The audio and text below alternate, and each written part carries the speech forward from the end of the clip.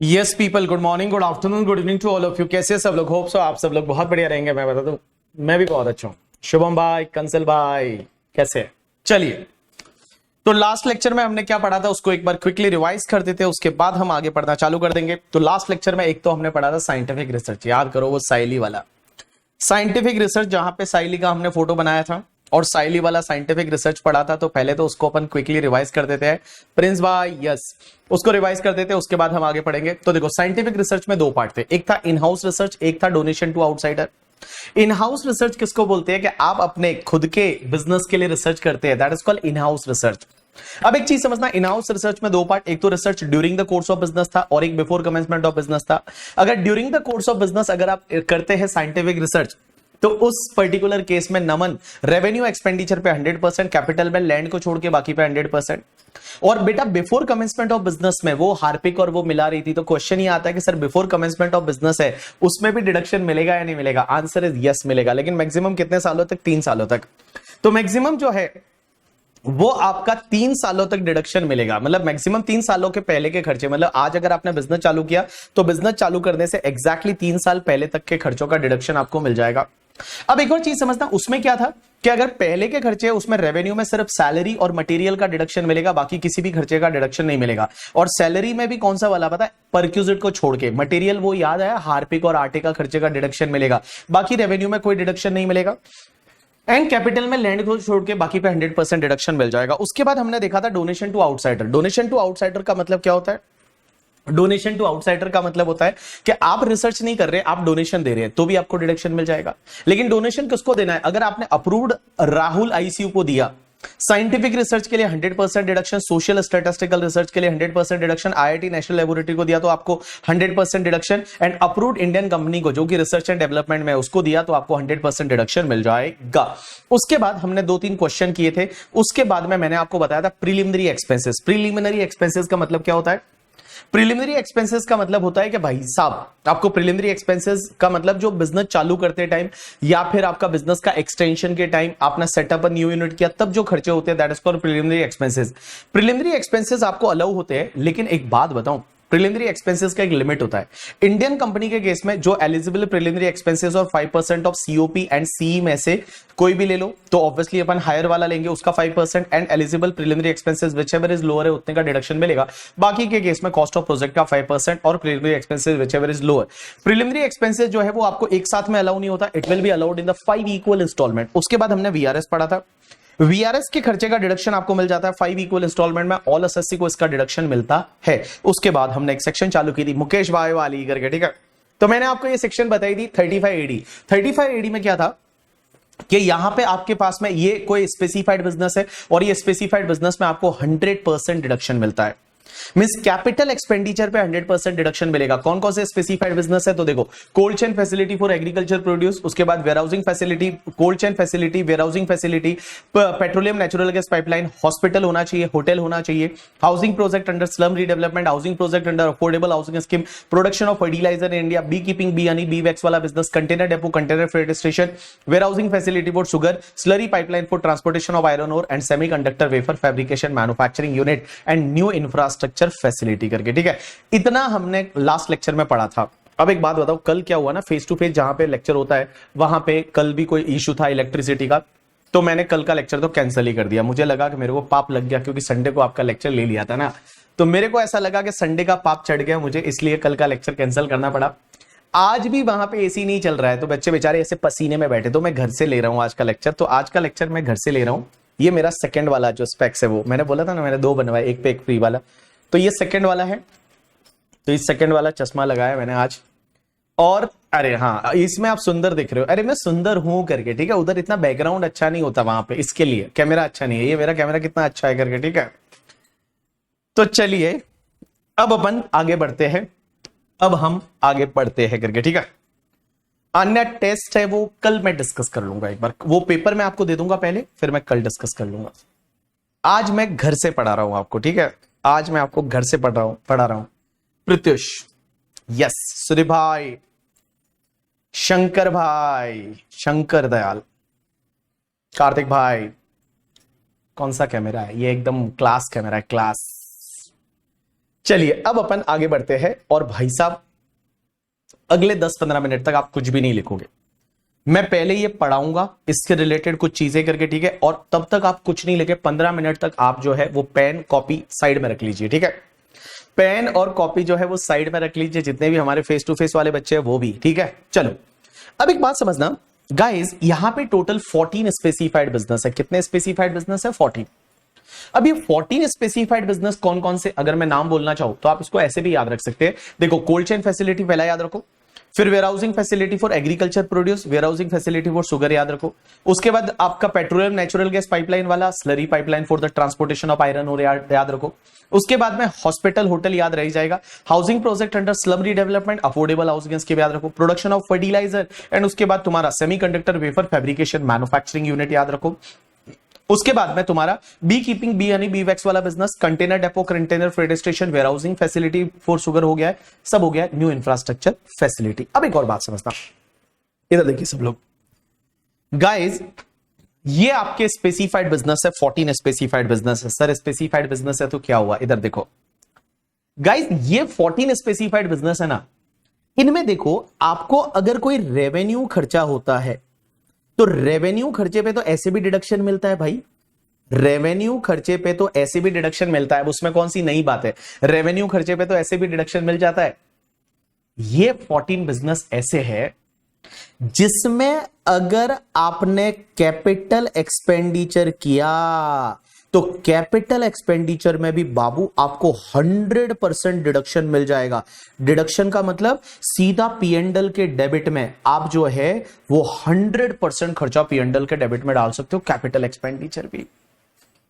अब एक बात बताओ, कैपिटल एक्सपेंडिचर भी आप 100% पीएनडल के डेबिट में डाल सकते हो? सर मजा आ जाएगा इसमें तो। क्या ऑल कैपिटल एक्सपेंडिचर डाल सकते हैं? एक बात बताओ, ऑल कैपिटल एक्सपेंडिचर नहीं डाल सकते, इसमें 3 एक्सेप्शन है। मींस कैपिटल एक्सपेंडिचर आप पीएनडल के डेबिट में डाल सकते हैं, बट बेटा 3 को छोड़ के पहला, दूसरा एंड तीसरा। पहला तो आप पीएनडल के डेबिट में लैंड का खर्चा नहीं डाल सकते इसमें, दूसरा आप जो गुडविल का खर्चा है वो नहीं डाल सकते, और तीसरा आप फाइनेंशियल इंस्ट्रूमेंट्स का खर्चा नहीं डाल सकते। तो देखो मैंने क्या बोला, आप पीएनडल के डेबिट में ऑल कैपिटल एक्सपेंडिचर डाल सकते हैं, लेकिन 3 का एक्सेप्शन है। कौन कौन सा? एक तो लैंड है वो पीएनडल के डेबिट में नहीं डाल सकते, दूसरा गुडविल का खर्चा पीएनडल के डेबिट में नहीं डाल सकते, एंड तीसरा फाइनेंशियल इंस्ट्रूमेंट का खर्चा है वो आप पीएनडल के डेबिट में नहीं डाल सकते। मैंने बोला लैंड का खर्चा नहीं डाल सकते, गुडविल का खर्चा नहीं डाल सकते, एंड फाइनेंशियल इंस्ट्रूमेंट। लैंड क्या होता है आपको पता है, गुडविल क्या होता है वो भी आपको पता है, फाइनेंशियल इंस्ट्रूमेंट क्या होता है कि बहुत बार ऐसा हो सकता है कि जैसे ये बिजनेस करने के लिए गवर्नमेंट ने बोला कि आपको इस गवर्नमेंट कंपनी का शेयर खरीदना पड़ेगा, तो शेयर खरीदा, that is the financial instrument ना, तो वो कोई खर्चा नहीं है, वो आप पीएनडल के डेबिट में नहीं डाल सकते। एग्जाम्पल के लिए मान लो रिलायंस वाले हैं वो पेट्रोलियम पाइपलाइन डाल रहे हैं और उनको बोला कि आपको जो है ना वो मान लो बीपीसीएल या इंडियन ऑयल कॉर्पोरेशन कंपनी के शेयर खरीदने पड़ेंगे, डिबेंचर खरीदने पड़ेंगे करके, ठीक है, तो ये फाइनेंशियल इंस्ट्रूमेंट होते हैं, तो इसका कोई खर्चा किया तो वो पीएनडल के डेबिट में नहीं डाल सकते। तो गाइस कौन कौन सा खर्चा नहीं डाल सकते पीएनडल के डेबिट में? एक तो लैंड नहीं डाल पाओगे, एक गुडविल नहीं डाल पाओगे, एक फाइनेंशियल इंस्ट्रूमेंट नहीं डाल पाओगे। अब एक और चीज समझना गाइस, ये जितने भी बिजनेस मैंने आपको बताए, ये जितने भी बिजनेस आपको मैंने बताए 14 बिजनेस करके, ठीक है, ये 14 बिजनेस के केस में आपको डिडक्शन तभी मिलेगा जब ये बिजनेस नए होने चाहिए। मींस ये जो बिजनेस है ना, ये बिजनेस नए होने चाहिए, ऐसे नहीं कि पुराने बिजनेस को ही आप बोल दो कि नहीं नहीं ये हमको डिडक्शन दे दो, नहीं। ये जितने भी बिजनेस मैंने आपको बताए, this business should be the new business, ये आपके नए बिजनेस होने चाहिए। आप बोलोगे सर नए का मतलब क्या होता है? नए का मतलब कि ये जो बिजनेस है ये चालू कब करना है पता है? जब से ये एक्ट आया, ये जो सेक्शन डाली जिस ईयर में, उस ईयर के 1 अप्रैल के बाद में चालू करना है। जैसे ये 3 बिजनेस है, ये 3 बिजनेस आपको चालू करने हैं 1 अप्रैल 2009 से या उसके बाद में, यहां 1 अप्रैल 2010, ये जो 2 बिजनेस है दैट इज द 1 अप्रैल 2011 से, उसके बाद में आपके ये जो बिजनेस है ये 1 अप्रैल 2012 या उसके बाद में, ये जो बिजनेस है ये 1 अप्रैल 2014 या उसके बाद में, एंड ये बिजनेस है वो 1 अप्रैल 2017 या उसके बाद में। लेकिन इसमें जो है ना, एक तुम्हारा जो नेचुरल गैस वाला बिजनेस था, ये जो natural gas, petroleum and natural gas pipeline, तो पेट्रोलियम पाइपलाइन के लिए तो 1/4/2009 या उसके बाद में।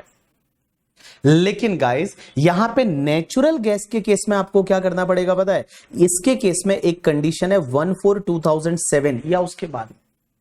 मींस नेचुरल गैस के केस में 1/4/2007 या उसके बाद में, बाकी दो बिजनेस है, और पेट्रोलियम के केस में 1/4/2009 या उसके बाद में। आपको याद नहीं रखना, आपको ये डेट याद नहीं रखनी कि 1/4/2009 के बाद कौन से बिजनेस, 1/4/2010 के बाद कौन से बिजनेस, ये सब आपको याद नहीं रखना है, ठीक है? ये डेट्स आपको याद नहीं रखनी, सिर्फ आपको तो अभी का क्वेश्चन देंगे ना कि इस साल में ये बिजनेस चालू कर रहे हैं वगैरह वगैरह, या लास्ट ईयर किया था, इस साल ये खर्चा कर रहे हैं, तो आपको 100% डिडक्शन ले लेने का, ये डेट्स वगैरह आपको याद रखने की जरूरत नहीं है।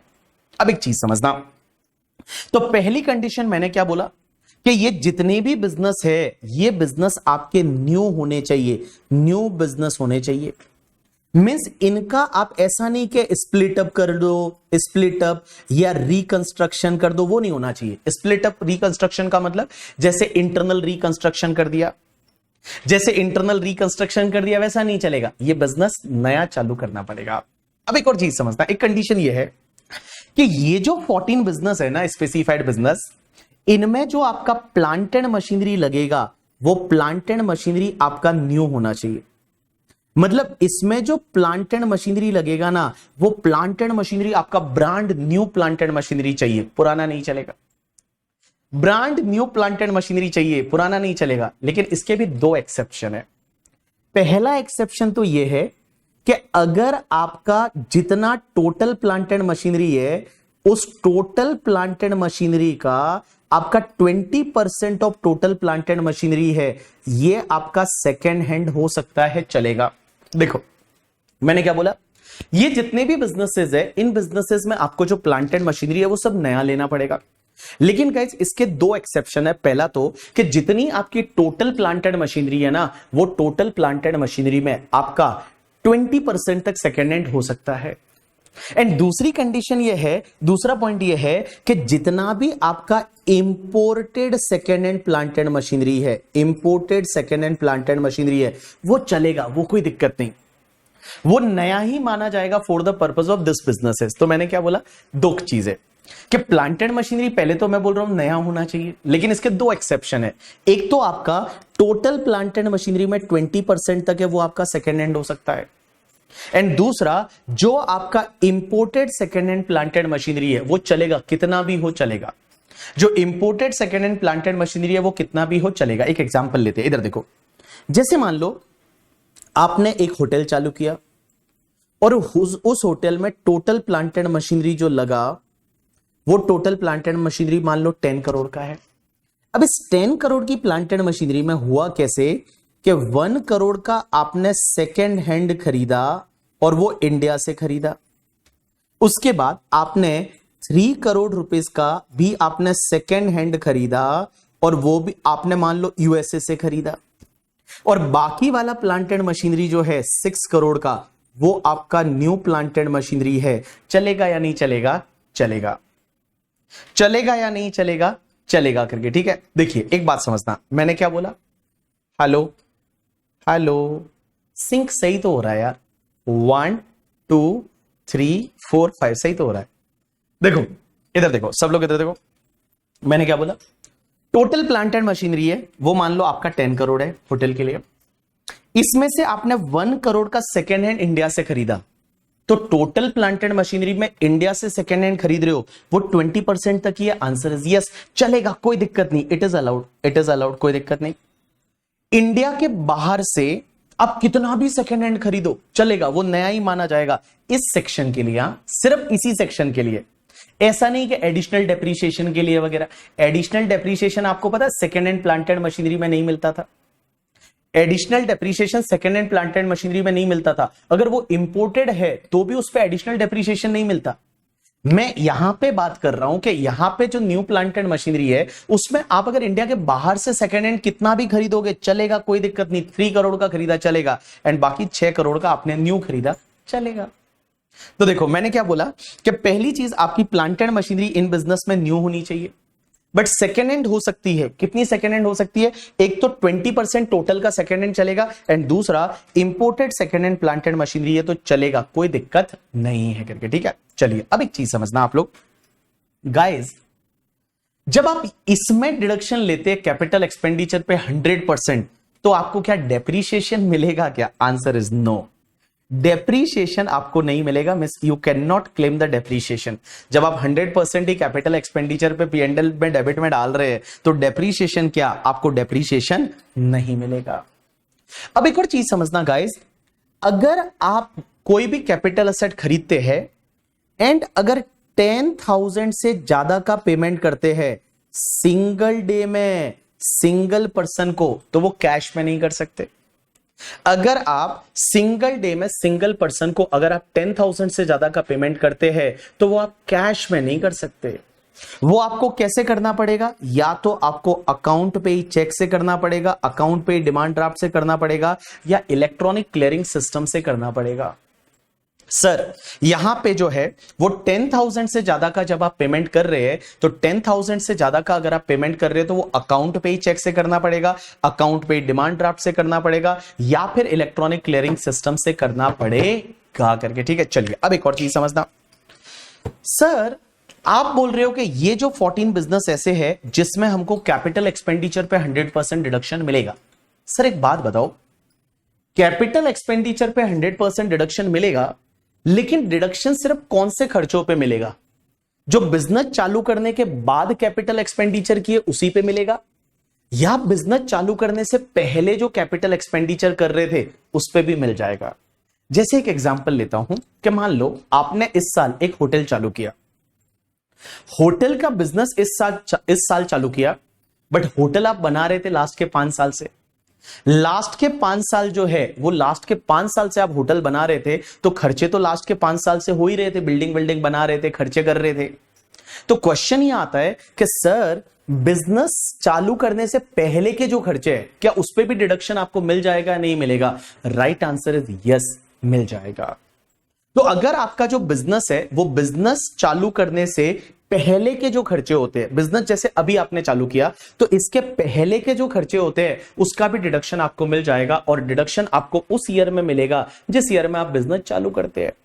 तो जैसे इस साल में आपने बिजनेस चालू किया तो बिजनेस चालू करने के पहले के जो खर्चे हैं लास्ट के 5, 6, 7 साल, 8 साल से जब से आप वो बिजनेस चालू करने के लिए खर्चे कर रहे हैं तो उनका भी कैपिटल एक्सपेंडिचर का डिडक्शन आपको उस ईयर में मिलेगा जिस ईयर में आप बिजनेस चालू करते हैं करके। यू गॉट माई पॉइंट और नॉट? यस। अब एक और चीज समझना कि सर ये डिडक्शन क्या हमको सिर्फ एक ही साल मिलेगा, पहले साल जिस ईयर में बिजनेस चालू किया, या हर साल मिलेगा?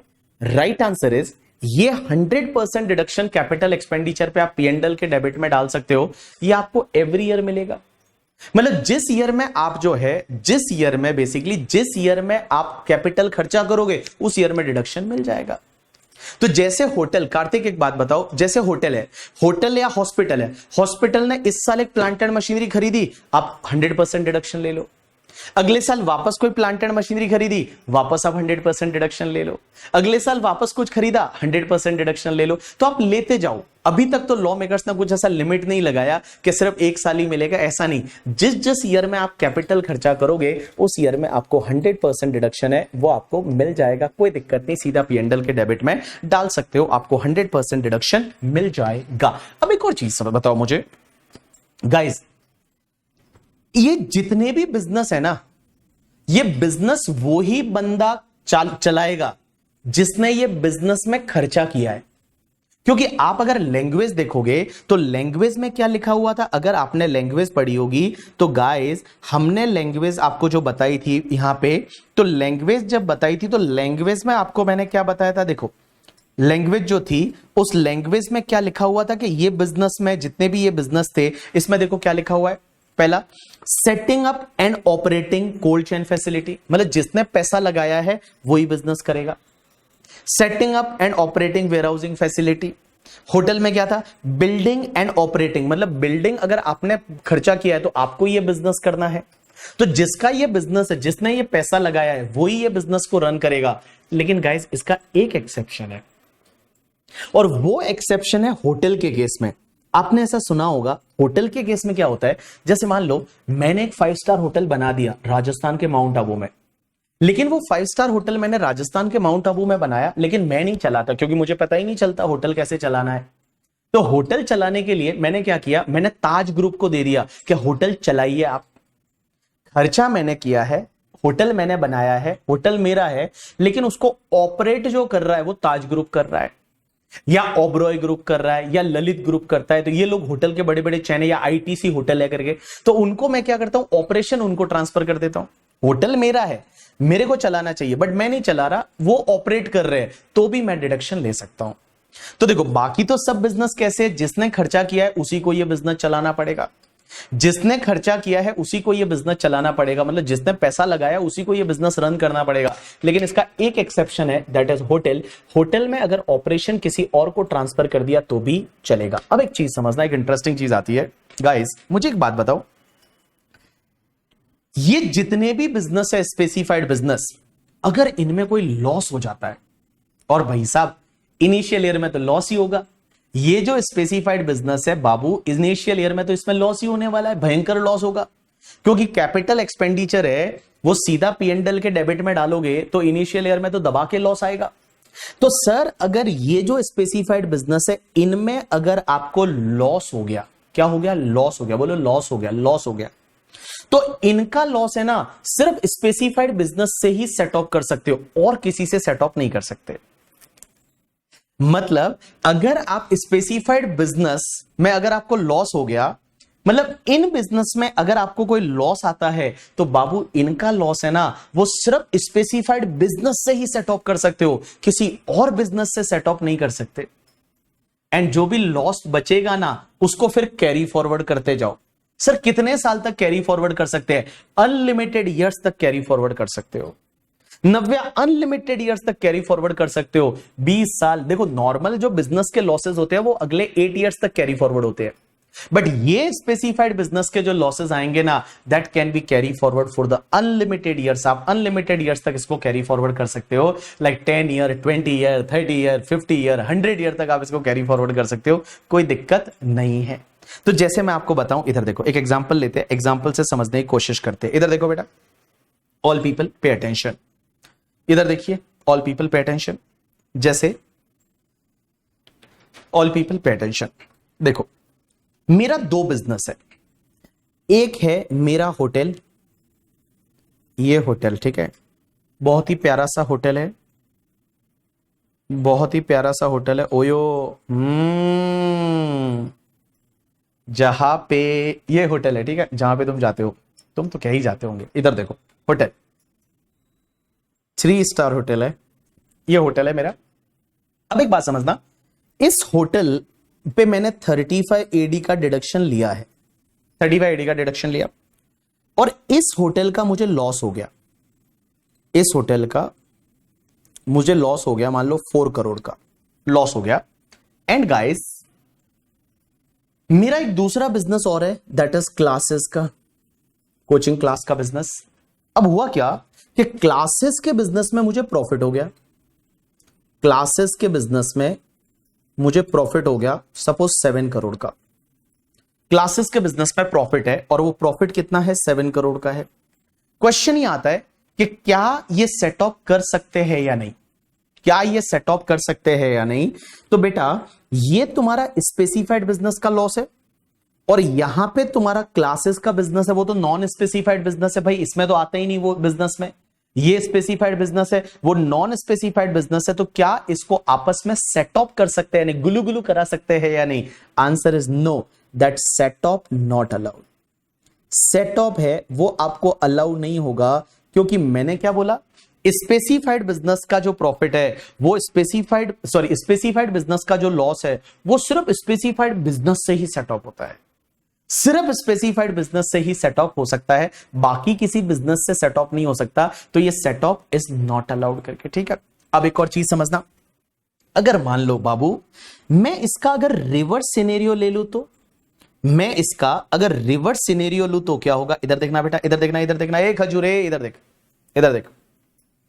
हाँ अगर मैं इसका रिवर्स सिनेरियो ले रहा हूं, ठीक है, मान लो मेरे क्लासेस का लॉस आ गया, ऐसा भी तो हो सकता है।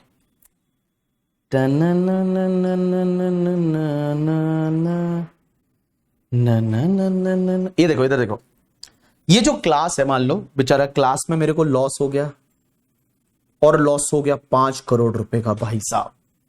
लेकिन मेरा होटल जो स्पेसिफाइड बिजनेस है, इसमें मुझे प्रॉफिट हो गया 7 करोड़ रुपए का। क्या ये सेटअप हो सकता है या नहीं? क्योंकि मैंने क्या बोला आपको कि स्पेसिफाइड बिजनेस का अगर लॉस आया तो वो स्पेसिफाइड बिजनेस से ही सेटअप हो सकता है, बाकी किसी बिजनेस से नहीं हो सकता। लेकिन यहां पे तो क्या है, स्पेसिफाइड बिजनेस का प्रॉफिट है एंड तुम्हारे क्लासेस नॉर्मल बिजनेस का लॉस है। तो क्या ये आपस में सेटअप हो सकता है, नहीं हो सकता? आंसर इज यस गाइस, ये सेटअप है, ये अलाउड है, ये आप सेटअप कर सकते हो। रेस्ट्रिक्शन किस पे था पता है तुमको? कि स्पेसिफाइड बिजनेस का अगर लॉस होता है तो वो लॉस सिर्फ स्पेसिफाइड बिजनेस के प्रॉफिट से सेटअप होगा। बट यहां तो बेटा नॉर्मल बिजनेस का लॉस है ना, तो नॉर्मल बिजनेस का लॉस स्पेसिफाइड बिजनेस के प्रॉफिट से सेटअप हो सकता है। यस शेयर्स यहां पे हो सकता है। अब एक और चीज समझना, मेरा एक और क्वेश्चन आपसे, इधर देखो, इधर देखो, इधर देखो, एक खजूर, इधर देखो। मान लो मेरा एक ये होटल है, मेरा एक ये होटल है, और ये जो होटल है इसका 4 करोड़ का नुकसान, इसका 4 करोड़ का नुकसान है। एक बात समझना, एक होटल का 4 करोड़ का नुकसान है, दूसरा मेरा हॉस्पिटल है। एक मेरा होटल है और एक हॉस्पिटल है। इस होटल का 3 स्टार अबव कैटेगरी का होटल है, इसका लॉस है 4 करोड़। दूसरा मेरा हॉस्पिटल है, और हॉस्पिटल मेरा 100 बेड्स वाला ही है, 100 बेड्स वाला मेरा हॉस्पिटल है। अब एक चीज समझना, इसका नुकसान है, लॉस है, एंड उसका प्रॉफिट है। क्या आपस में सेटअप हो सकता है या नहीं? Right answer is yes, setup हो सकता है, क्योंकि दोनों स्पेसिफाइड बिजनेस है ना, तो दोनों स्पेसिफाइड बिजनेस है, तो ये सेटअप हो सकता है। आंसर इज यस, ये सेटअप हो सकता है। तो देखो यहां पे हॉस्पिटल है, वो भी स्पेसिफाइड बिजनेस है, होटल है, वो भी स्पेसिफाइड बिजनेस है, तो स्पेसिफाइड बिजनेस का लॉस है, तो वो क्या दूसरे स्पेसिफाइड बिजनेस से सेटअप हो सकता है? बिल्कुल हो सकता है, कोई दिक्कत नहीं, सेटअप हो सकता है। स्पेसिफाइड बिजनेस का लॉस सिर्फ स्पेसिफाइड बिजनेस से ही सेटअप हो सकता है। लेकिन मैं आपको बताऊं, अब मैं आपसे एक और क्वेश्चन पूछ रहा हूं, और उसमें आप मुझे गलत आंसर करेंगे, उसमें मुझे पता है आप गलत आंसर करेंगे करके, ठीक है? चलो मैं बताता हूं ये क्वेश्चन क्या है। ऑल पीपल पे अटेंशन है, इधर देखना। मेरा एक होटल है, और ये जो होटल है ये 3 स्टार है, और ये होटल जो है ये 3 स्टार है। इधर देखो सब लोग, इधर देखो। ऋतिक थोड़ी देर रुक जाइए please, set of carry forward वाला एक पार्ट के लिए छोड़ दीजिए, सेट ऑफ कैरी फॉरवर्ड अलग टॉपिक है, उसमें समझेगा। इधर देखो, एक होटल है 3 स्टार है, और ये होटल जो है ये मुंबई में है। एंड गाइस, ये होटल पे मैंने 35 एडी का डिडक्शन लिया है, ये होटल पे 35 एडी का डिडक्शन लिया है। ये होटल मैंने इसी साल चालू किया है 2024-25 में, और इसका लॉस आ गया, और वो लॉसेस है फॉर एन एग्जांपल आपका 5 करोड़ रुपए का, 5 करोड़ का लॉस। मुंबई के होटल 35 एडी वाला 5 करोड़ का लॉस है, इस साल चालू किया, पहला साल 5 करोड़ का लॉस, 35 एडी वाला बिजनेस है। अब हुआ क्या गाइस, मेरा एक और होटल है जो उदयपुर में है, मेरा एक और आलीशान होटल है जो कि उदयपुर में है। लेकिन ये जो उदयपुर वाला होटल है ये 5 स्टार होटल है। एंड गाइस, ये उदयपुर वाला होटल मैंने 1992-93 में चालू किया था, 1992-93 में चालू किया था। उस टाइम पे तो ये सेक्शन ही नहीं थी। ये सेक्शन जो है वो होटल के केस में, ये सेक्शन जो आई वो 2010 से आई। क्या होटल है वो 2010 के बाद चालू होना चाहिए, तो ही ये सेक्शन में डिडक्शन मिलेगा। तो वो जो होटल है मेरा उदयपुर वाला, that Udaipur hotel is started in 92-93, and इस होटल का प्रॉफिट है इस साल में मान लो 9 करोड़ रुपीस का। मेरा क्वेश्चन आपसे यह है, क्या मुंबई होटल का लॉस मैं उदयपुर की होटल से सेट ऑफ कर सकता हूं या नहीं? क्योंकि लॉ क्या बोलता है, स्पेसिफाइड बिजनेस के लॉस है वो स्पेसिफाइड बिजनेस से ही सेट ऑफ हो सकते हैं। उदयपुर का होटल है तो 5 स्टार, लेकिन वो स्टार्ट किया था 92 93 में, और 92 93 में स्टार्ट किया था, तो बेटा उस पे 35 एडी का डिडक्शन तो नहीं मिला होगा। मेरा क्वेश्चन आपसे यह है कि क्या ये आपस में सेट ऑफ हो सकते हैं या नहीं। मेरा क्वेश्चन आपसे यह है कि क्या ये आपस में सेट ऑफ कर सकते हैं या नहीं, क्या आपस में सेट ऑफ कर सकते हैं या नहीं। Right answer is, right answer is, right मतलब ये बिजनेस ऐसा है जिसपे 35 एडी लिया है, वो बिजनेस वैसा है जिसपे 35 एडी नहीं लिया, बट वो है तो होटल। क्या सेट ऑफ कर सकते हैं या नहीं।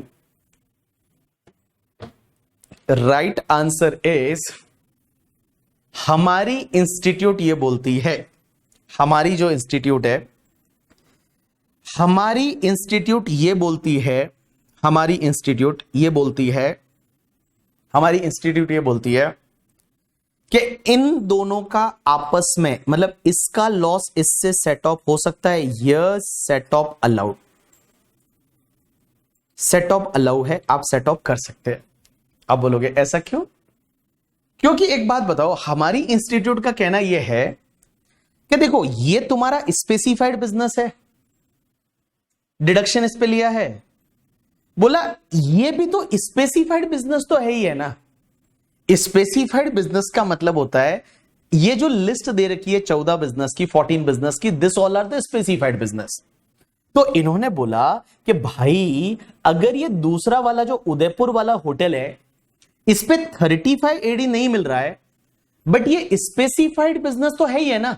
बिकॉज स्पेस देखो इन्होंने कैसा दिया, एक स्पेसिफाइड बिजनेस की लिस्ट दे दी कि ये बिजनेस स्पेसिफाइड बिजनेस है, ठीक है। और गाइस बोला कि आपका यहां 35 एडी का बिजनेस का लॉस है, वो आप स्पेसिफाइड बिजनेस से सेट ऑफ कर सकते हो, मतलब स्पेसिफाइड बिजनेस का लॉस आप स्पेसिफाइड बिजनेस से सेट ऑफ कर सकते हो। तो ये लोग बोलते हैं कि ये जो बिजनेस उदयपुर वाला होटल है obviously that is not eligible for 35 AD के लिए एलिजिबल नहीं है, बट ये स्पेसिफाइड बिजनेस तो है ही है। ये स्पेसिफाइड बिजनेस तो है ही है ना, मतलब this is the specified business ना, वो स्पेसिफाइड बिजनेस, क्योंकि 2 स्टार और अबव कैटेगरी का होटल होना इज अ स्पेसिफाइड बिजनेस, और आप इसको सेट ऑफ कर सकते हैं। ऐसा अपन एक क्वेश्चन करेंगे करके, ठीक है, और क्वेश्चन में समझेंगे इसके बारे में। और अब एक बात समझना गाइस, ये जो 2 बिजनेस है, एक तो पेट्रोलियम नेचुरल गैस पाइपलाइन वाला बिजनेस जो हमारे अंबानी जी वाला, अंबानी जी वाला बिजनेस, एंड दूसरा दैट इज द, एक तो पेट्रोलियम नेचुरल गैस पाइपलाइन वाला और एक न्यू इंफ्रास्ट्रक्चर फैसिलिटी। ये जो बिजनेस है ना, ये सिर्फ इंडियन कंपनी ही कर सकती है या ग्रुप ऑफ इंडियन कंपनी। बाकी सब बिजनेस कोई भी कर सकता है, जैसे कोल्ड चेन, वेयर हाउसिंग वगैरह, वो आप इंडिविजुअल भी कर सकता है, कोई भी कर सकता है, नॉन रेजिडेंट भी इंडिया में आके कर सकता है। लेकिन गाइस एक बात बताऊं मैं आपको, जो आपका पेट्रोलियम नेचुरल गैस पाइपलाइन वाला बिजनेस है, मुकेश भाई बोलते हैं हम ही करेंगे, एंड न्यू इंफ्रास्ट्रक्चर फैसिलिटी का जो बिजनेस है, ये दोनों सिर्फ इंडियन कंपनी ही कर सकती है और कोई नहीं कर सकता, और कोई नहीं कर सकता। बोला हम ही करेंगे, हमारा राज है करके, ठीक है। मुकेश अंबानी जी, अदानी, क्योंकि ये बिजनेस न्यू इंफ्रास्ट्रक्चर वाले तो मैक्सिमम अंबानी जी, अदानी जी कंट्रोल करते हैं। एंड गाइस ये जो है पेट्रोलियम नेचुरल गैस पाइपलाइन वाला, उसमें भी अंबानी जी का हाथ है। तो बोला कि ये बिजनेस सिर्फ इंडियन कंपनी कर सकती है और कोई नहीं कर सकता करके, ठीक है। चलो अब अपन एक काम करते हैं, आपने अपनी बुक में अभी तक सिर्फ यही पॉइंट लिखे हैं, ठीक है। अब मैं जैसे जैसे लिखवाता हूं वैसे आप लिखिए और फिर अपन क्वेश्चन करेंगे। तो लिखना चालू करिए, हेडिंग दे दीजिए नोट्स एंड कंडीशन, हेडिंग दे दीजिए नोट्स एंड कंडीशन, हेडिंग दे दीजिए इसके बाद notes and conditions,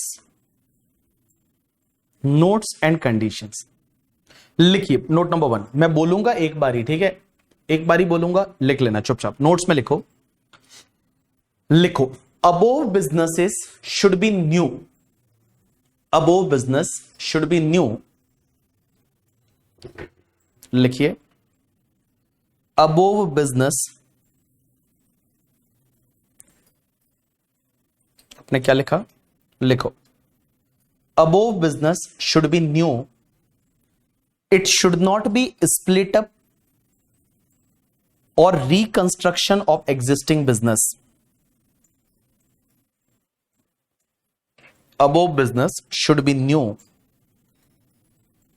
it should not be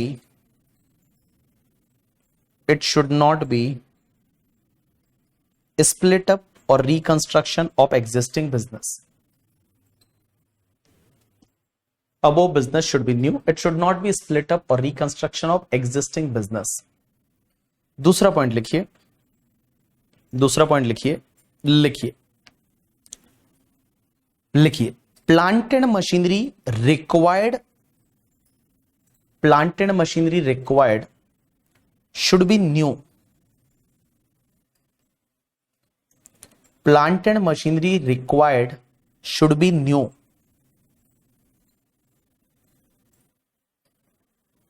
Plant and machinery required should be new. Except और एक्सेप्ट करके अगले लाइन में डैश करके या ए करके लिखिए, एक्सेप्ट अगले लाइन में डैश करके लिखिए, लिखिए 20% of total plant and machinery can be second hand. 20% of total plant and machinery can be second hand. 20% of total plant and machinery can be second hand. And दूसरा exception में लिखिए, दूसरा exception में लिखिए imported second hand plant and machinery shall be treated as new only for this section. तो आपने क्या लिखा, imported second hand plant and machinery, imported second hand plant and machinery shall be treated as new only for this section, shall be treated as new only for this section.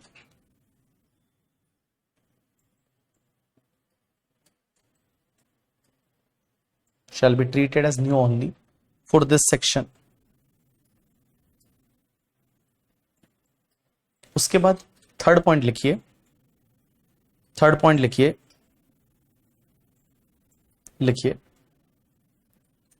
लिखिए under this section 100% deduction allowed,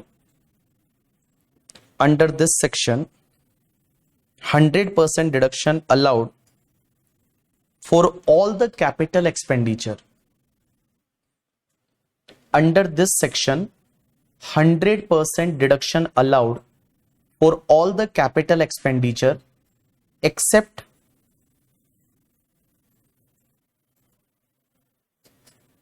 accept और except में अगली line में ए करके लिखिए land, B करके लिखिए goodwill, goodwill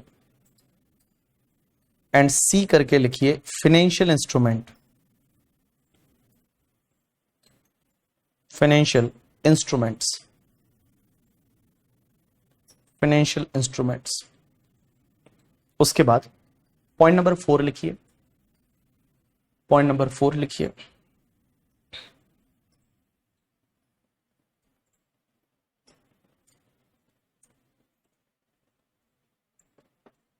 लिखो पॉइंट नंबर 4 लिखो, deduction is allowed only, deduction is allowed only if more than 10,000 rupees in single day to a single person paid by account pay check or account pay demand draft or any mode of electronic clearing system. तो आपने क्या लिखा, point number 4. आपने point number 4 में लिखा कि deduction is allowed only if more than 10,000 in a single day to a single person paid by account payee check,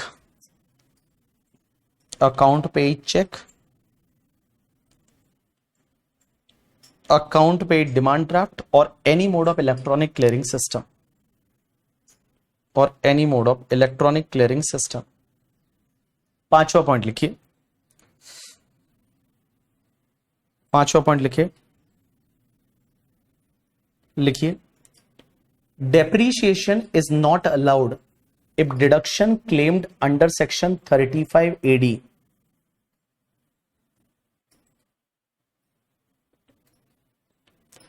Depreciation is not allowed if deduction claimed under section 35 AD.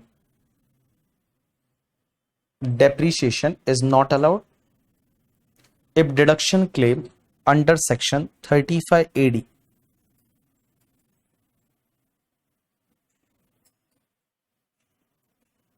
Next लिखो, point number 6 लिखो। Expenditure incurred before commencement of business, expenditure incurred before commencement of business, expenditure incurred before commencement of business is also allowed. Expenditure incurred before commencement of business is also allowed as deduction in the year in which business commence. Expenditure incurred before commencement of business is also allowed as deduction in the year in which business commence. In the year in which business commence. 7 point लिखो, 7 point लिखो, लिखो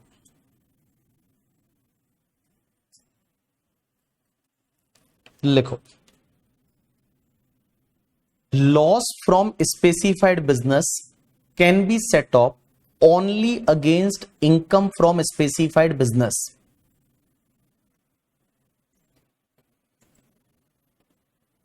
Loss from specified business can be set off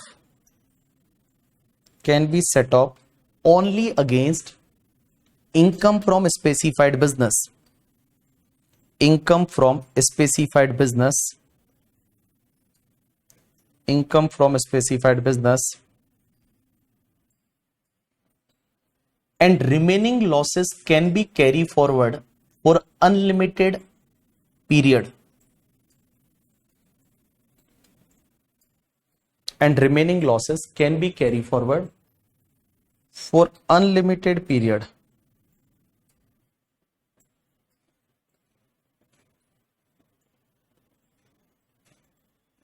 Remaining losses can be carried forward for unlimited period. उसके बाद point number 8 लिखो, point number 8 लिखो, लिखो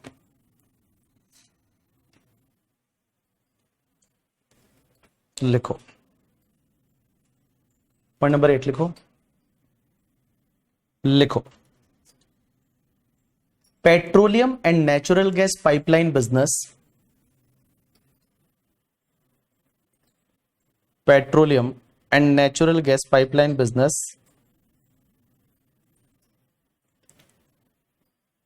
and petroleum and natural gas pipeline business and new infrastructure facility business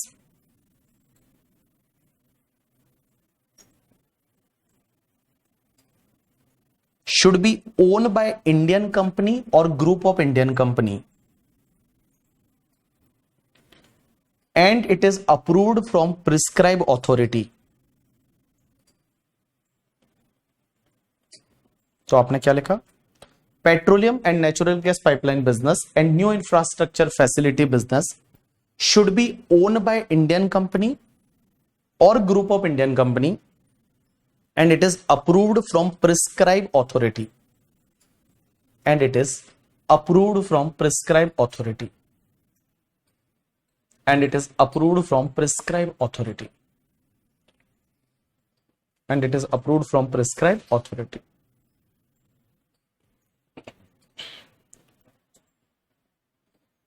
Point number 9 लिखो, point number 9 लिखो,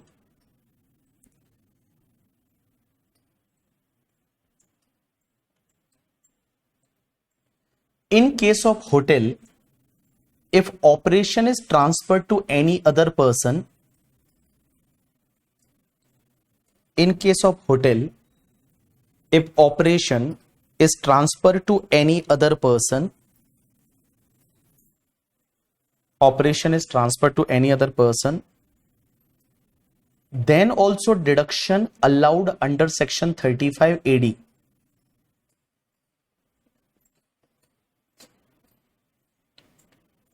Then also deduction allowed under section 35 AD. आपने क्या बोला? In case of hotel, if operation is transferred to any other person, then also deduction allowed under section 35 AD. 10वां point लिखिए, 10वां point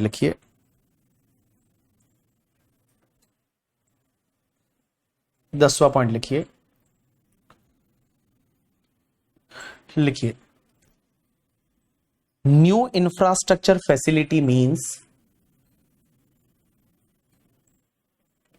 new infrastructure facility means, new infrastructure facility means road, road comma toll road comma bridge comma rail system comma highway project comma water supply project comma water system treatment, water treatment system, water. तो आपने क्या लिखा? New infrastructure facility means road comma toll road comma bridge comma rail system comma highway project comma water supply project comma water treatment system, water treatment system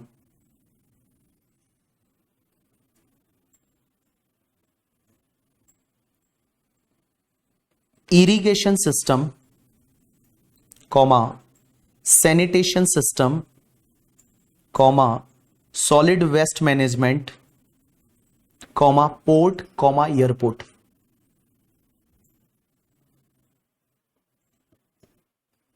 तो देखिए आपने क्या लिखा? New infrastructure facility मतलब इसका कोई आप बिजनेस करते हो, उसको मेंटेन करने का, बनाने का वगैरह, किसको? Road, toll road, bridge, rail system, highway project, water supply project, water treatment system, irrigation system, sanitation system, solid waste management, port, airport, सब कुल मिला के अंबानी अदानी, अंबानी जी अदानी जी। नेक्स्ट सेक्शन लिखो, नेक्स्ट पॉइंट लिखो, पॉइंट नंबर 10 सॉरी 11 और 11 में लिखो, लिखो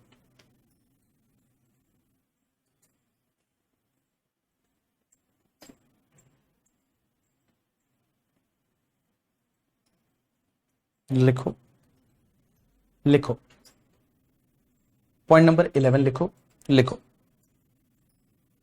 लिखो if any asset is sold, if any asset is sold, waste होता है इधर, वेस्ट, हाँ WASTE, हाँ वेस्ट होता है, सॉलिड वेस्ट मैनेजमेंट, हाँ हाँ हाँ पता है मुझे, समझा करके, ठीक। अरे उसने AI ने सही नहीं लिया, मैं इसमें मेरी गलती नहीं है, ठीक है। चलिए 11वां लिखो, if any asset is sold, if any asset is sold, any asset is sold, bracket में लिखो on which deduction claimed under section 35 AD, bracket close. तो आपने क्या लिखा है? If any asset is sold on which deduction claim under section 35 AD, फिर bracket के बाद लिखोगे आप then selling price of such asset is taxable under the head PGBP. Then selling price of such asset shall be taxable under the head PGBP. तो आपने क्या लिखा? If any asset is sold, जिस पे पहले आपने डिडक्शन लिया था, उसके बाद उसको बिक गई, गवर्नमेंट बिक गई करके, ठीक है, वो असेट को बेच दिया, तो जितने में बेचोगे ना वो सीधा PGBP का इनकम बना दो, क्या कर दो? PGBP का इनकम बना दो करके, ठीक है। If any asset is sold on which deduction claim under section 35 AD, selling price of such asset is taxable under the head PGBP. अब एक बात बताओ, मैं बताऊं, एक और पॉइंट लिख लो, उसके बाद मैं समझाता हूं, या पहले यही बता देता हूं। इधर देखो, सब लोग इधर देखो। गाइज, आपने 11वां पॉइंट क्या लिखा कि अगर कोई एसेट ऐसी है जिसपे आपने 35 AD का डिडक्शन लिया और फिर उसको बेच दिया, तो जितने में बेचोगे ना वो सीधा पीजीबीपी का इनकम। जैसे अपन एक एग्जांपल लेते हैं, इधर देखो, इधर देखो, सब लोग इधर देखो। जैसे आपने एक होटल में एक एसी खरीदा था और वो एसी का कॉस्ट है वो 50,000 था, एंड गाइज उस पे आपने डिडक्शन है वो 50,000 का ले लिया, एंड 50,000 का डिडक्शन ले लिया, उसके बाद उस एसी को आपने बेच दिया। कुछ दिनों बाद इस एसी को आपने बेच दिया करके, ठीक है, आप जो क्या कर रहे हो, 35 AD का 100% डिडक्शन ले लिया, उसके बाद इस एसी को बेच दिया। तो बेचोगे तो क्या होगा, तो देखो, अगर आपने 50,000 का डिडक्शन लिया था, 100% आपने डिडक्शन लिया था अंडर सेक्शन 35 AD, तो अब आप जितने में बेचोगे ना, आपने अगर 15,000 में बेचा तो 15,000 पीजीबीपी का इनकम। अगर आपने इसको 45,000 में बेचा तो 45,000 पीजीबीपी का इनकम। अगर आपने इसको 70,000 में बेचा तो 70,000 पीजीबीपी का इनकम। यहां कैपिटल गेन नहीं होगा, मतलब ऐसा नहीं होगा यहां पे विनायक करके, ठीक है, यहां पे कैपिटल गेन नहीं होगा, यहां कैपिटल गेन नहीं होगा। जितने में बेचोगे ना वो सीधा पीजीबीपी का इनकम, ऐसा लॉ में लिखा हुआ है। यहां पे ऐसा नहीं कि कॉस्ट से ऊपर आया तो कैपिटल गेन, मतलब 50,000 से ऊपर आएगा तो 20,000 कैपिटल गेन, नहीं, 70,000 में बेचा तो 70 पीजीबीपी का इनकम। तो इसमें बड़ा सिंपल है कि अगर आपने 35 AD में डिडक्शन लिया, उसके बाद उस एसेट को बेचा, तो जितने में बेचोगे उस पे आपका, जितने में बेचोगे सीधा पीजीबीपी का इनकम। अब गाइस मैं बताऊं, ये जितना हमने पढ़ा ना ये सेक्शन में 35 AD में, ये सेक्शन का बेनिफिट नहीं मिलेगा अगर आप डिफॉल्ट टैक्सेशन रिजिम लेते हो। डिफॉल्ट टैक्सेशन का रिजिम का मतलब होता है कि अगर आप 115 बीएससी के हिसाब से टैक्स भरते हो तो आपको यह सेक्शन का बेनिफिट नहीं मिलेगा, फिर 100% डिडक्शन नहीं मिलेगा। तो मैं आपको बताऊं कौन कौन सी केसेस में आपको 115 बीएससी अगर आप लेते हो, दैट इज द आपका डिफॉल्ट टैक्सेशन रेजिम, जिसमें वो स्लैब रेट पता है 3 लाख के बाद 7 lakh, 7 lakh to 10 lakh, 10 lakh to 12 lakh, 12 lakh to 15 lakh. जब वहां फायदा लेने जाते हो तो बहुत सारी चीजें सरेंडर करनी पड़ती है, बहुत सारी चीजें जो है वो आपको छोड़नी पड़ती है, और उसमें एक आपको 35 AD का डिडक्शन छोड़ना पड़ेगा। तो मैं बताऊं आपको, अगर मैं बात करूं कि कौन कौन सी चीजें छोड़नी पड़ती है पीजीबीपी में, तो एक तो एडिशनल डेप्रिसिएशन नहीं मिलता, एक वो साइंटिफिक रिसर्च में जो डोनेशन वाली डिडक्शन थी वो नहीं मिलेगा, और एक बेटा ये 35 AD आपको नहीं मिलेगा करके, ठीक है। तो लिखो नेक्स्ट पॉइंट नंबर 12, लिखो पॉइंट नंबर 12, लिखो deduction under this section not allowed, deduction under this section not allowed, deduction under this section not allowed if assessee opted 115 BAC, if assessee opted 115 BAC, if assessee opted 115 BAC। चलो अब आप एक काम करो, आपकी book में आ जाइए question पे, और भाई साहब आप इस क्वेश्चन को रीड करके मुझे यह बताओ कि इसमें से कितने बिजनेस स्पेसिफाइड बिजनेस है, सिर्फ आपको यह बताना है। क्वेश्चन नंबर 7 रीड करेंगे, इसमें यह बंदा 3 बिजनेस कर रहा है, आपको मुझे यह बताना है ये तीनों में से स्पेसिफाइड बिजनेस कितने हैं, आपको तीनों में से यह बताना है कि स्पेसिफाइड बिजनेस कितने हैं। मैं आपको 2 मिनट का टाइम देता हूं, आराम से इस क्वेश्चन को रीड करिए, क्वेश्चन नंबर 7 को, और रीड करने के बाद फिर मुझे बताइए कि इसमें से स्पेसिफाइड बिजनेस कितने हैं, स्पेसिफाइड बिजनेस कौन कितने हैं। तो लास्ट पॉइंट मैंने क्या बोला, लास्ट पॉइंट मैंने ये बोला था कि that is last point number 12, मैंने यही बोला कि deduction under this section not allowed if SSC opted 115 BSc. Preksha, if SSC opted 115 BSc. चलो 2 मिनट का टाइम देता हूं, फटाफट क्वेश्चन को रीड करो और रीड करके मुझे बताइए इसमें से स्पेसिफाइड बिजनेस कितने हैं।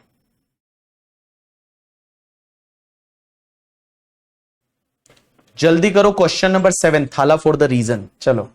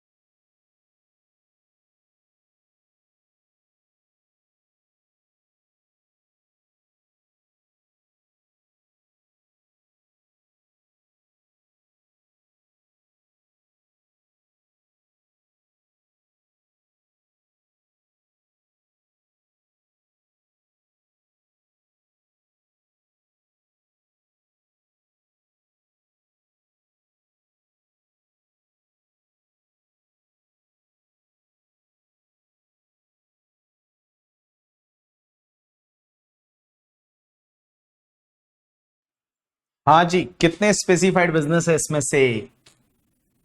तो तीन बिजनेस इसने चालू किए हैं। देखते हैं इसमें से कौन से स्पेसिफाइड बिजनेस है, कौन से नहीं है करके, ठीक है। तो देखो, अगर मैं बात करूं आपसे, इस क्वेश्चन को रीड करते हैं पहले, और रीड करते हैं और मैं आपको बताता हूं। देखो, पहले एक बार इस क्वेश्चन को मैं रीड करवा लेता हूं। देखो, mister A commence operation of the business of setting up a warehousing facility for the storage of the food grain, storage of the sugar and storage of the edible oil on 1/4/2024। तो उसने तीन business चालू किए। एक तो storage, warehousing for storage of the food grain है, एक warehousing for the storage of the sugar है, और एक warehousing for storage of the edible oil है। एक बात बताऊं, इसमें से कितने स्पेसिफाइड बिजनेस है पता है? दो ही है। कौन कौन से दो? एक तो warehousing facility for the storage of the food grain, और दूसरा warehousing facility for the storage of the sugar.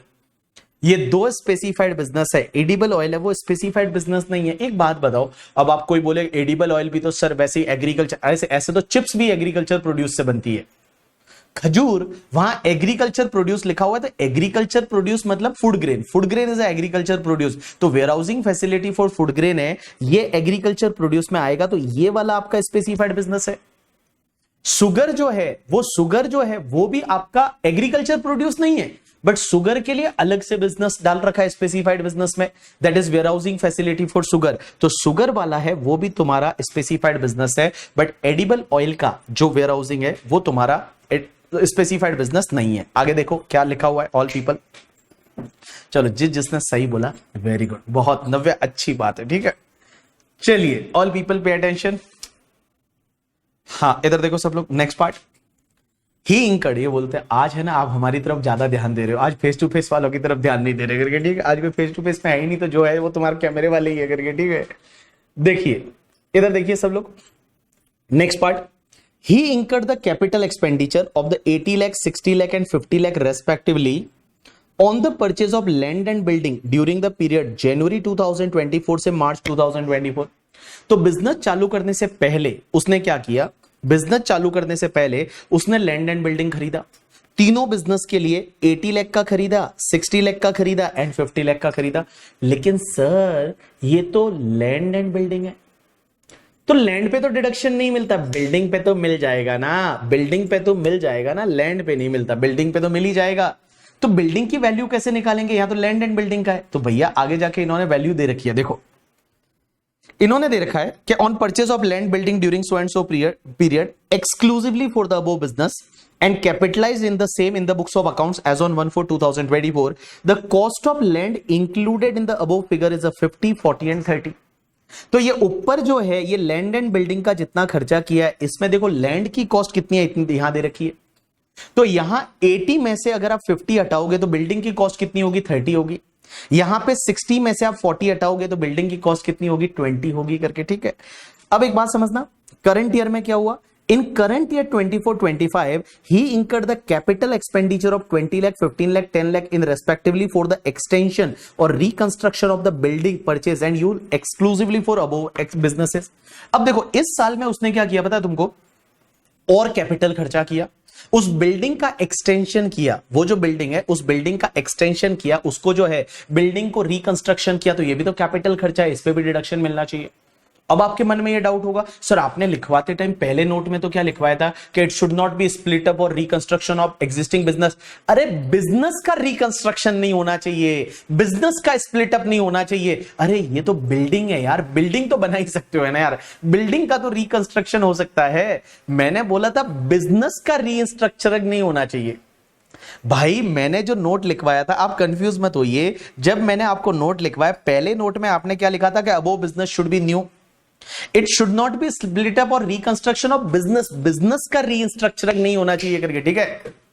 Business का रीस्ट्रक्चरिंग नहीं होना चाहिए आपका। यहां पे तो बिल्डिंग का तो रीस्ट्रक्चरिंग चलेगा, रिकंस्ट्रक्शन चलेगा ना।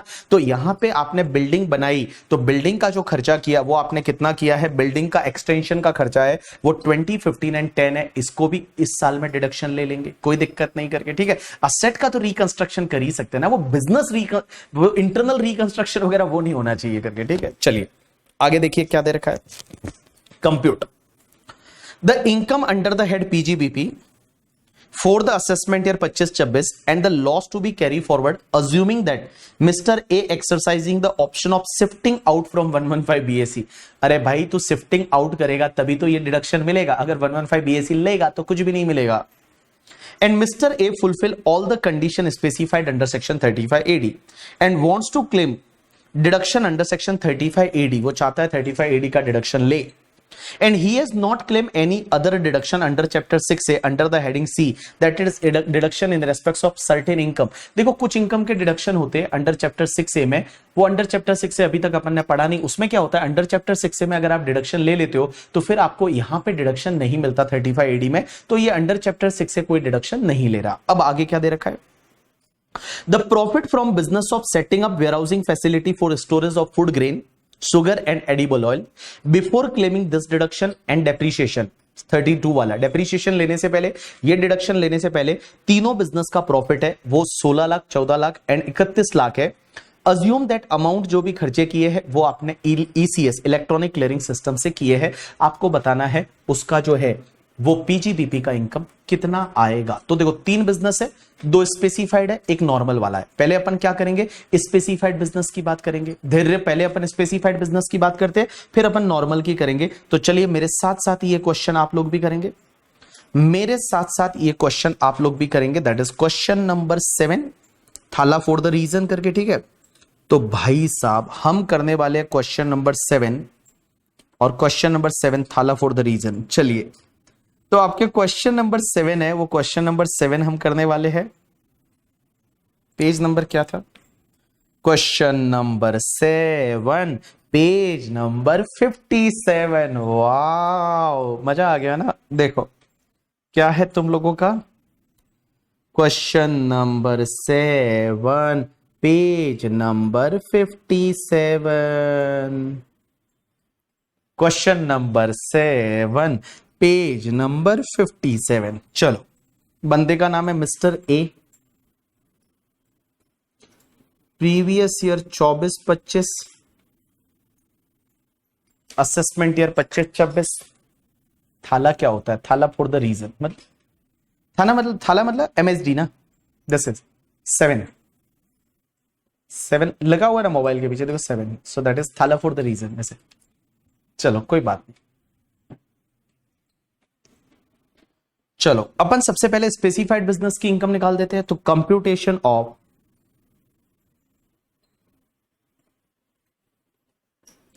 PGBP of specified business. देखो स्पेसिफाइड बिजनेस का कितना आएगा, तो स्पेसिफाइड बिजनेस 2 है आपके,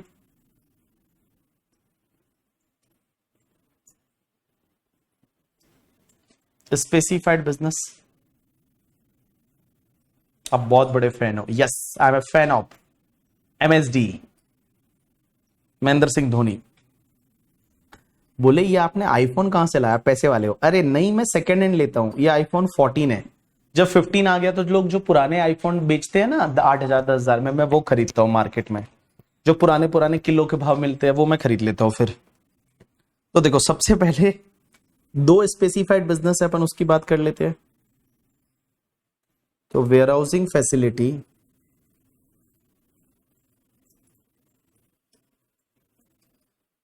फॉर, पहला आपका फूड ग्रेन, मुंबई में मिलता है, चोर मार्केट है मुंबई में, पता है एक चोर बाजार है, और चोर बाजार में वहां मिलता है, चोर बाजार में चोरी की हुई चीजें मिलती है। उसके बाद warehousing facility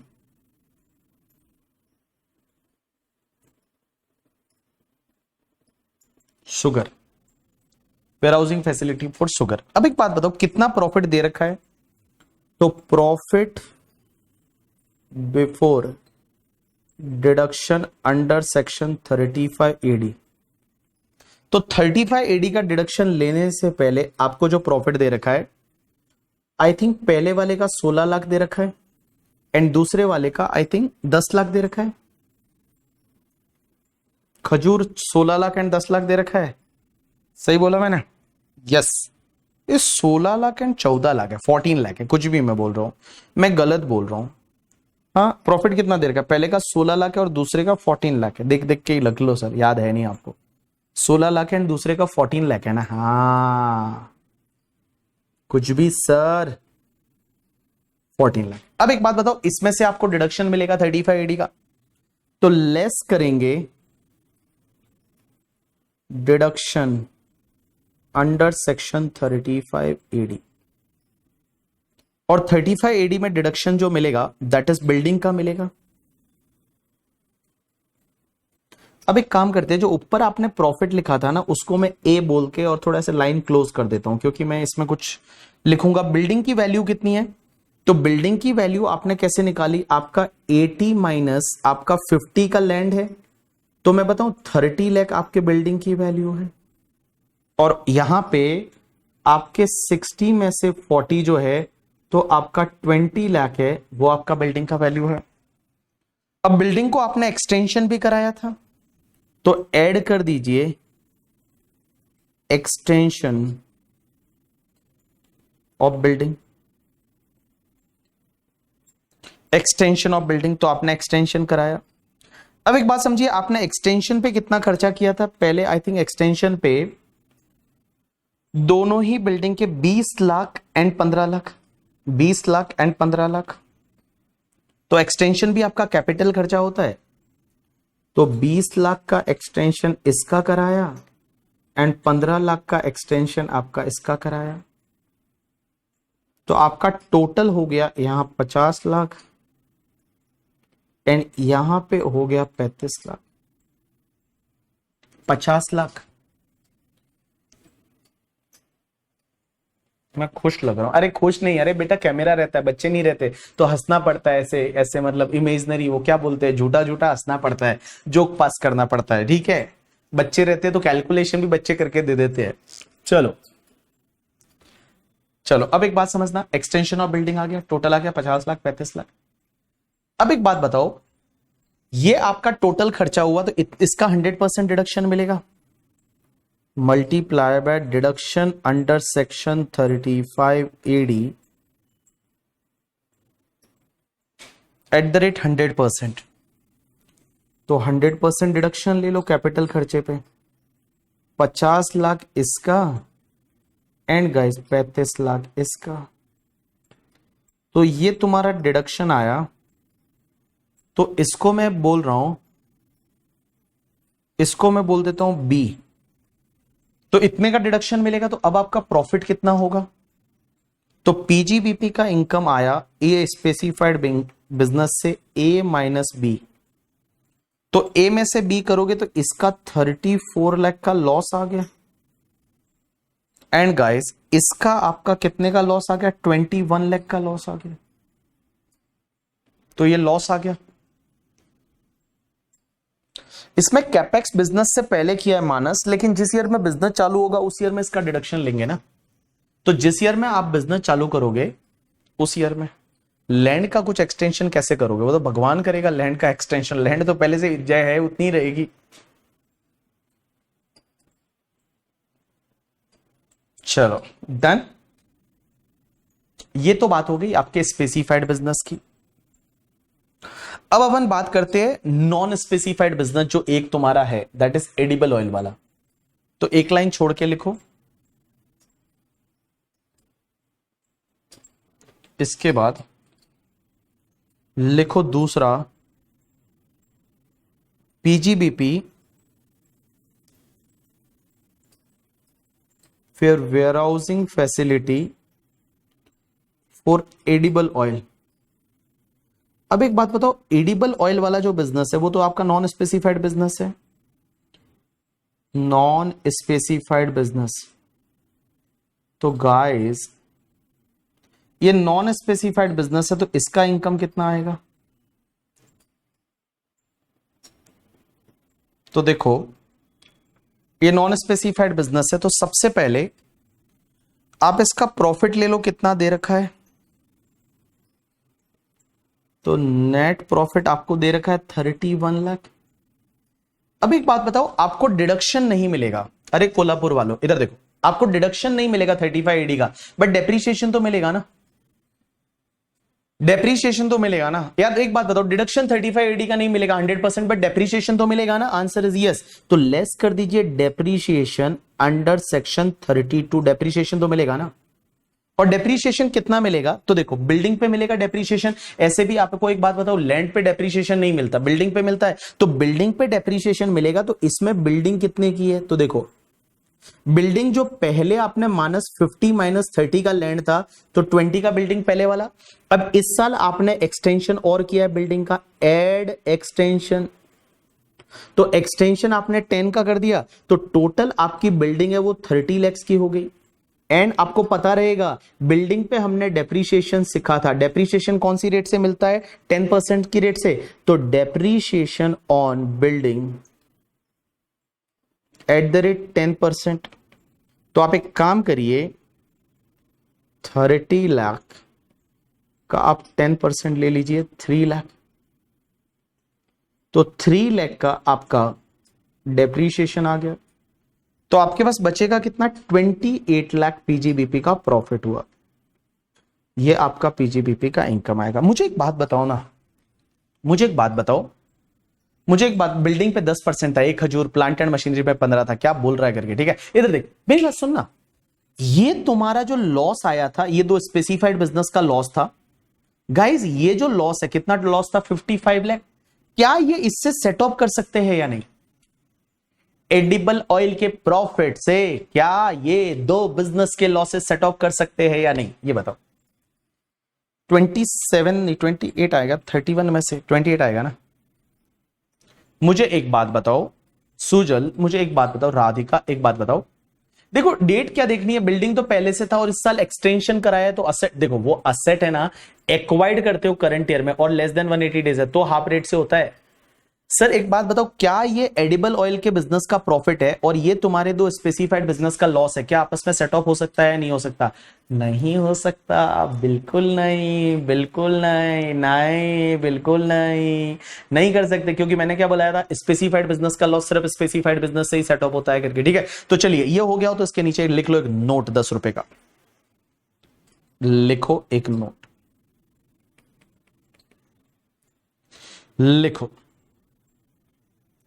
losses from specified business, losses from specified business of rupees 55 lakh, losses from specified business of rupees 55 lakh cannot be set off against, cannot be set off against, cannot be set off against profit, cannot be set off against profit from warehousing facility of edible oil. Losses from a specified business of 55 lakh cannot be set off against profit, cannot be set off against profit from warehousing facility, cannot be set off against profit from warehousing facility of edible oil, edible oil, bracket में लिखो non specified business, bracket में लिखो non specified business, bracket में लिखो non specified business, so it will be carry forward, so it will be carry forward, so it will be carry forward, so it will be carry forward, done, समझा, done। अब एक बात समझना, this was section 35 AD से related. अब एक चीज समझना आप लोग गाइस, एक और छोटा सा क्वेश्चन करते हैं, क्वेश्चन नंबर 8 पेज नंबर 58, आ जाइए क्वेश्चन नंबर 8 पे।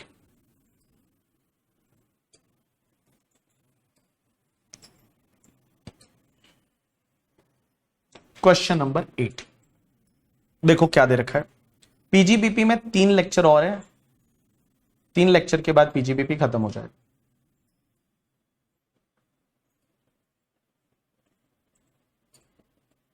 हेलो हेलो हेलो, ए तुम्हारे को सही से चल रहा है ना लेक्चर, मुझे बताओ तो एक बार मैसेज करो, लेक्चर सही चल रहा है या नहीं चल रहा।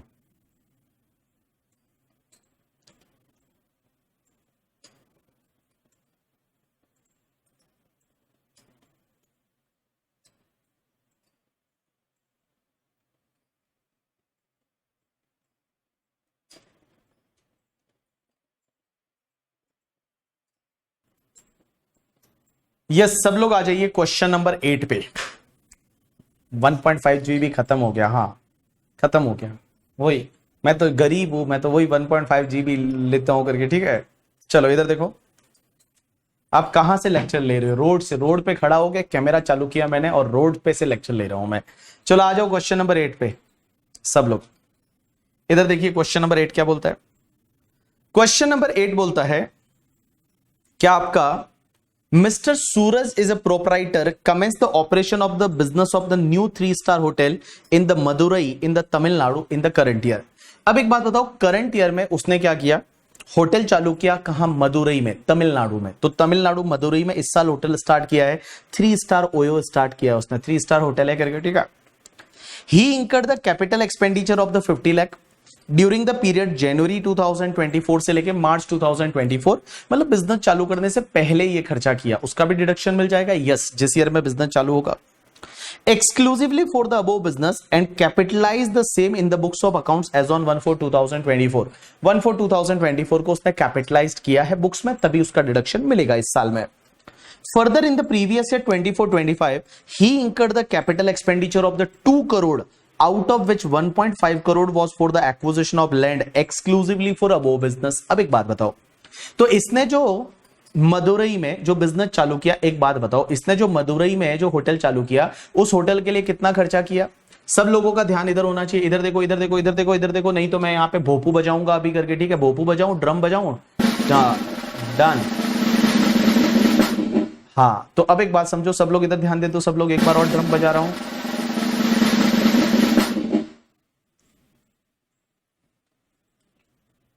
चलो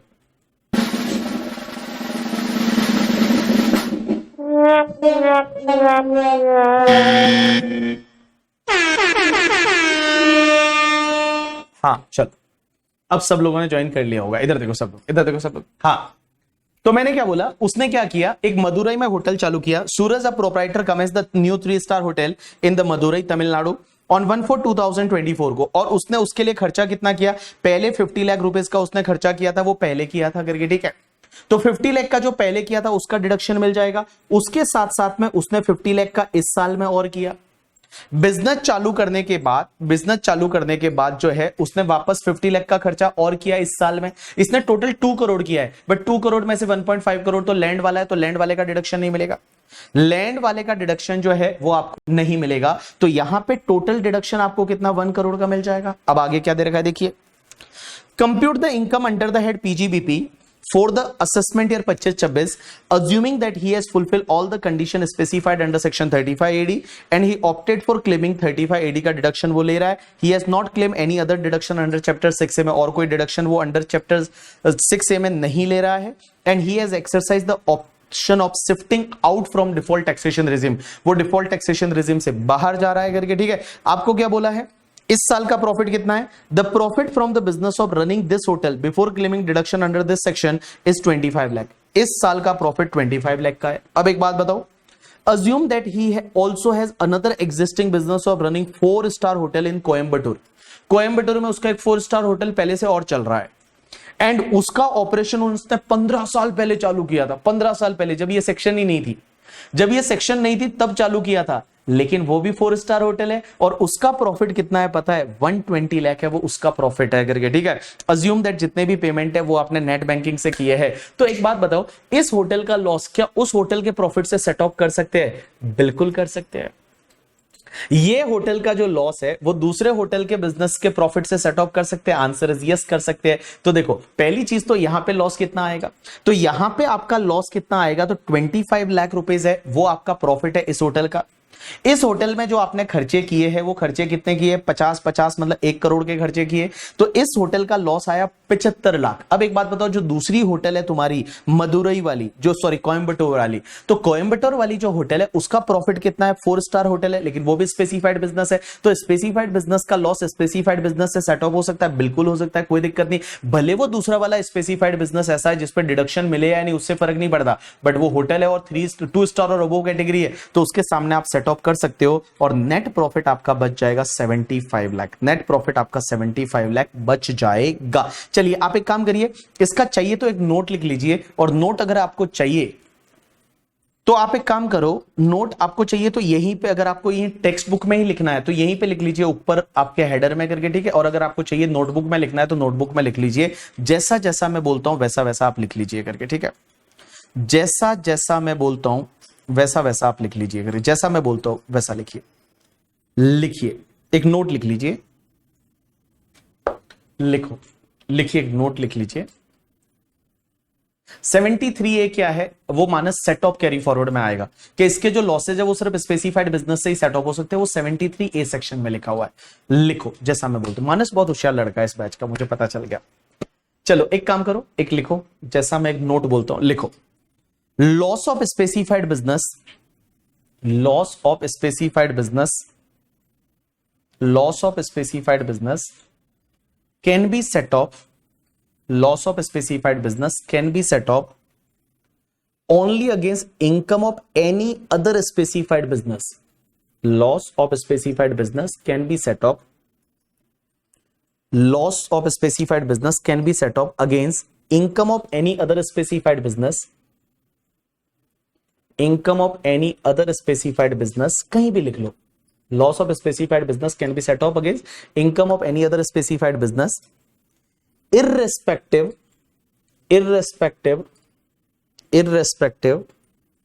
of whether the other specified business, irrespective of whether the other specified business is eligible for deduction under section 35 AD or not, irrespective of whether the other specified business is eligible for deduction under section 35 AD or not, whether the other specified business is eligible for deduction under section 35 AD or not. Done. चलिए break चाहिए आपको, कीर्ति break चाहिए आपको, मोनिका कीर्ति break चाहिए, दीपांशु भाई, सौरभ भाई, अरुण भाई, हेमंत भाई, ब्रेक चाहिए क्या नहीं चाहिए? ब्रेक चाहिए या नहीं चाहिए बोल दो ना चुपचाप, चाहिए तो बोल दो चाहिए, नहीं चाहिए तो बोलो नहीं चाहिए करके, ठीक है। चलो ब्रेक ले लो और ब्रेक में गाने लगा देते हैं, मजा आ जाएगा। तो चलो ब्रेक ले लेते हैं।